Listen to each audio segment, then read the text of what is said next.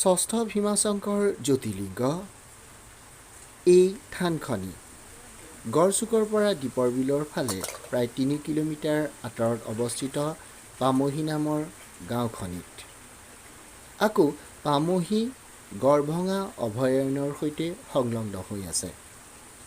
এক বিমল প্ৰাকৃতিক পৰিৱেশত থকা এই মুহূৰ্তত ষষ্ঠ ভীমাশংকৰ হিচাপে প্ৰসিদ্ধি লাভ কৰা থানখনি একালত কিন্তু এই অঞ্চলৰ জনগোষ্ঠীয় সমাজৰ বাবে আছিল বুঢ়া বাবা নাইবা পজধৰা বাবা, যলৈ নিতৌ আজি হেজাৰ ভক্ত আগবাঢ়ে নিজৰ মনোবাঞ্ছা পূৰণৰ হকে প্ৰাৰ্থনালৈ।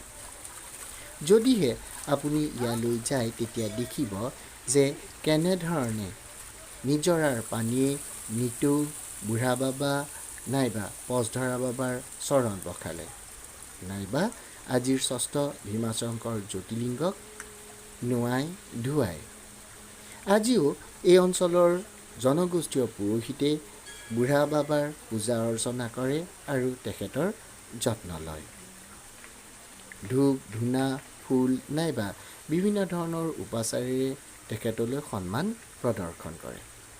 এই অঞ্চলৰ লোকে বিশ্বাস কৰিছিল যে যদিহে এই থানলৈ গৈ বুঢ়া বাবাক নাইবা পজধৰা বাবাক প্ৰণাম কৰে, তেখেতলৈ শ্ৰদ্ধা আগবঢ়ায়, পূজা অৰ্চনা আগবঢ়ায়, তেতিয়াহ'লে ভক্তৰ মনোবাঞ্ছা পূৰণ হয়।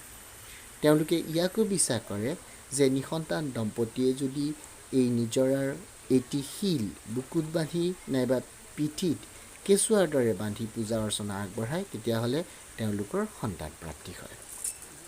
মোৰ বিশ্বাস এই থানলৈ আপুনি এবাৰ হ'লেও যাব আৰু এক বিমল প্ৰশান্তি লাভ কৰিব। আমি প্ৰকৃতিৰ ওচৰলৈ, প্ৰকৃতিৰ মাজত থকা ভগৱানক পাবলৈ যত্ন কৰা বোধ কৰোঁ উচিত। জনগোষ্ঠীয় সমাজে প্ৰকৃতিৰ মাজতে ভগৱানক বিচাৰি পায় আৰু সেয়েহে আমি প্ৰকৃতিৰ মাজলৈ এবাৰ হ'লেও যাবলৈ যত্ন কৰা উচিত। গড়ভঙা অভয়াৰণ্যৰ গছ লতিকাই নাইবা ইয়াত থকা চৰাই চিৰিকটি কীট পতংগই আপোনাক প্ৰকৃতিৰ অধিক ওচৰলৈ লৈ যাব পাৰে আৰু সেয়ে বোধ কৰোঁ আপোনাৰ দৈনন্দিন জীৱনে কঢ়িয়াই অনা যি অৱসাদ সেয়া আঁতৰ কৰিব। আপুনি যদিহে ইয়ালৈ আহে নাইবা বুঢ়া বাবাৰ ওচৰলৈ যায়, বৰ্তমানৰ ষষ্ঠ ভীমাশংকৰ জ্যোতিৰ্লিংগৰ ওচৰলৈ গৈ বন্তি প্ৰজ্বলন কৰে নাইবা সভক্তিৰে এভাগি পূজা আগবঢ়ায়, তেতিয়াহ'লে মই বিশ্বাস কৰোঁ যে আপুনি আপোনাৰ মনোবাঞ্ছা পূৰণ কৰিবলৈ সক্ষম হ'ব, কিয়নো বুঢ়া বাবাই আপোনাক তেখেতৰ আশীৰ্বাদেৰে আনন্দিত কৰিব। প্ৰকৃতিৰ মাজত এই অঞ্চলৰ লোকে আজিও ভগৱানক বিচাৰি পায়। গছ লতাক আমি পূজা কৰোঁ, একেদৰে নৈ নিজৰাৰ মাজতো জনগোষ্ঠীয় সমাজে ভগৱানক বিচাৰি পায়।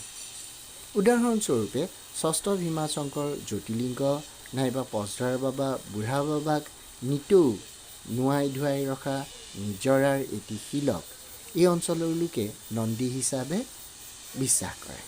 আমি জানো যে নন্দী শিৱ ভগৱানৰ একান্ত সহচৰ আৰু সেই শিলটোকেই নন্দী বুলি এতিয়াও গাঁওবাসীয়ে এই অঞ্চলৰ লোকে পুৰোহিতে সন্মান কৰে, নোৱাই ধুৱাই পূজা অৰ্চনা কৰে।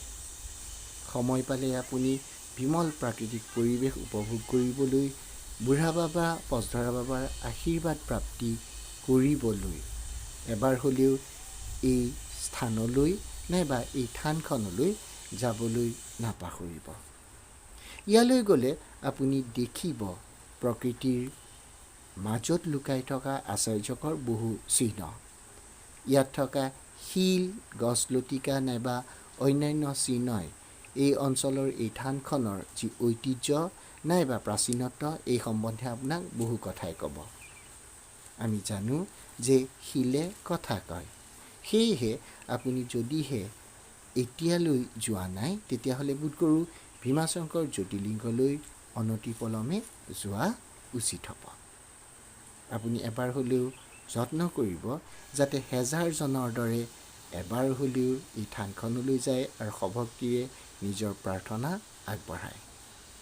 মোৰ বিশ্বাস একালৰ বুঢ়া বাবা বা পজধৰা বাবাই আজিও আপোনাক ষষ্ঠ ভীমাশংকৰ জ্যোতিলিংগ হিচাপে প্ৰসিদ্ধি লাভ কৰি আপোনাৰ মনোবাঞ্ছা পূৰ্ণ কৰিব, নাইবা প্ৰকৃতিৰ কোলাৰ পৰাই আপোনাক তেখেতৰ আশীৰ্বাদেৰে ধন্য কৰিব। আহক আমি একেলগে প্ৰকৃতিৰ যত্ন লওঁ আৰু পূজা অৰ্চনা আগবঢ়াওঁ প্ৰকৃতিক, ভগৱানক।